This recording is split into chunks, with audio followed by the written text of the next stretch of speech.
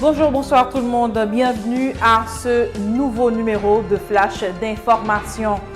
Après avoir effectué sa caravane dans la côte sud du pays, le candidat à la présidence de la plateforme Petite Dessalines, Jean-Charles Moïse, s'est rendu dans la ville d'Écailles. Dans son message en présence de plusieurs milliers de gens, le leader de la plateforme a pris l'engagement de combattre la corruption qui gangrène le pays et l'amélioration des conditions de la population.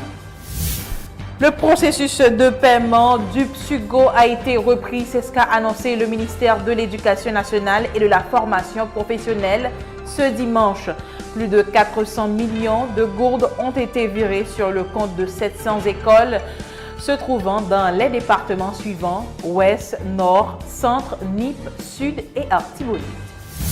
Ce dimanche 18 septembre, via l'agence de propagande AMAC, l'organisation État islamique a revendiqué l'attaque au couteau la veille dans un centre commercial du Minnesota, dans laquelle 8 personnes ont été blessées.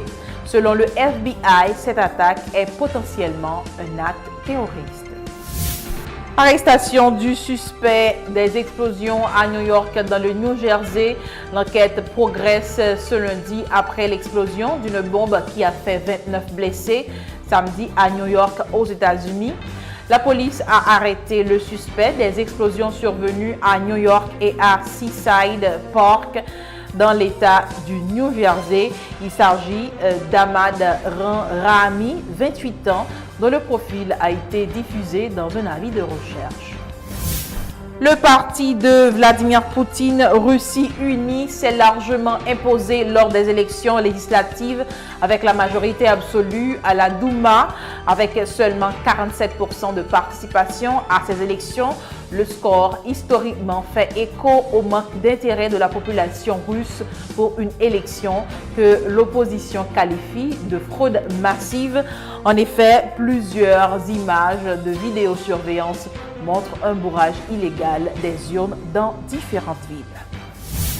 Environ 2500 gilets de sauvetage utilisés par des réfugiés et ramenés de l'île grecque de Chios ont été déposés devant le Parlement britannique lundi 19 septembre pour attirer l'attention sur la crise des réfugiés quelques heures avant le sommet des Nations Unies sur le sujet. Le président français François Hollande témoigne le soutien de la France à Jacques Chirac. L'ex-président français Jacques Chirac a été admis à l'hôpital de la Pitié-Salpêtrière à Paris pour une infection pulmonaire. Merci à tous et restez branchés Caramel.